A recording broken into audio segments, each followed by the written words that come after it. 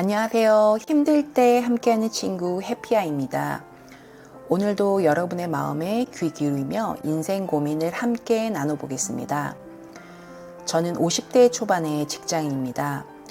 몇 달 전 다리 수술을 받은 뒤 1, 2개월 동안은 회복에 집중하느라 정상적으로 일을 할 수 없었습니다.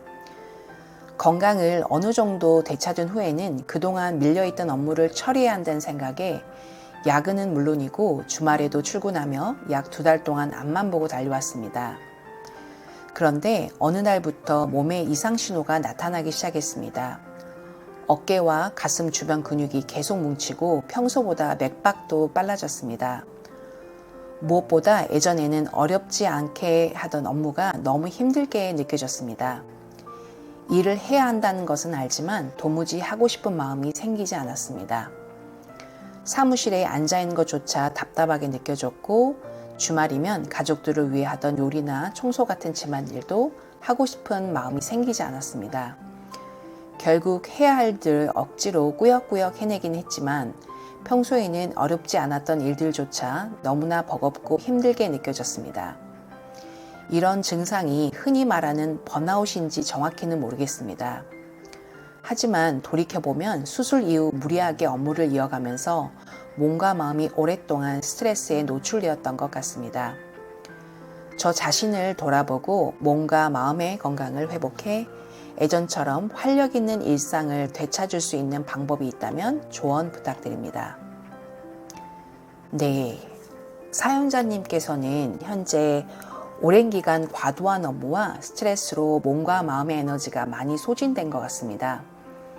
저 역시 일에 몰입하면 끝을 볼 때까지 쉬지 않는 편입니다. 그러다 프로젝트가 끝나면 에너지가 완전히 소진되어 아무것도 하기 싫고 평소에는 어렵지 않았던 일조차 버겁게 느껴지는 경험을 여러 번 했습니다. 최근에도 비슷한 경험을 했기 때문에 지금 사연자님께서 느끼시는 무기력감과 답답함이 얼마나 힘든지 조금은 공감이 됩니다. 물론 현재의 상태만으로 번아웃이라고 단정할 수는 없습니다. 하지만 말씀해 주신 증상들은 번아웃에서 흔히 나타나는 모습과 상당히 유사합니다. 번아웃은 장기간의 스트레스와 반복되는 업무 부담으로 인해 신체적, 정신적 에너지가 고갈된 상태를 말합니다. 충분히 쉬어도 피로가 회복되지 않고 의욕이 떨어지며 예전에는 어렵지 않았던 일들조차 힘겹게 느껴지는 것이 대표적인 특징입니다. 최근 강북 삼성병원 기업정신건강연구소의 김세희 교수는 번아웃을 극복하기 위해 가장 중요한 것은 업무에 몰두해 있던 뇌를 충분히 쉬게 하는 것이라고 설명했습니다.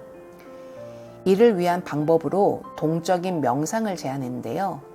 걷기나 가벼운 달리기처럼 몸을 움직이면서 바람, 호흡, 발걸음, 심장 박동 등 자신의 신체 감각에 집중하면 뇌가 업무 모드에서 휴식 모드로 전환되는 데 도움이 된다고 합니다. 또한 이미 결말을 알고 있는 영화나 드라마를 다시 보는 것처럼 부담 없이 즐길 수 있는 느슨한 집중 역시 스트레스에 몰입되어 있던 뇌를 잠시 쉬게 하는 데 도움이 된다고 설명했습니다. 전문가들은 무엇보다 갑자기 모든 것을 바꾸려고 하기보다 지금 당장 실천할 수 있는 아주 작은 행동부터 시작하는 것이 중요하다고 강조합니다. 저 역시 전문가들의 조언과 비슷한 방식으로 회복의 시간을 가져왔습니다. 몸에서 로우 배터리 신호가 느껴지기 시작하면 무리해서 버티기보다는 의도적으로 생활의 속도를 늦추며 몸과 마음을 다시 충전하는 시간을 가졌습니다. 첫째, 해야 할 일을 과감히 줄입니다. 하루에 2-3가지 일을 했다면 가장 중요한 한 가지만 하기로 합니다. 둘째, 일하는 시간을 줄이고 쉬는 시간을 늘립니다. 가능하면 업무 시간은 절반으로 줄이고 그만큼 휴식과 회복에 더 많은 시간을 사용합니다. 셋째, 스스로를 다그치지 않습니다. 로우 배터리 상태에서는 예전처럼 능력을 발휘하지 못하는 자신을 보며 왜 이것밖에 못하지? 라는 자기 비난의 목소리가 들려오기 쉽습니다. 평소 루틴처럼 해오던 일도 반드시 해야 한다는 생각을 잠시 내려놓고 지금 내 마음이 원하는 만큼만 해보세요. 그리고 마음속으로 이렇게 말해보세요.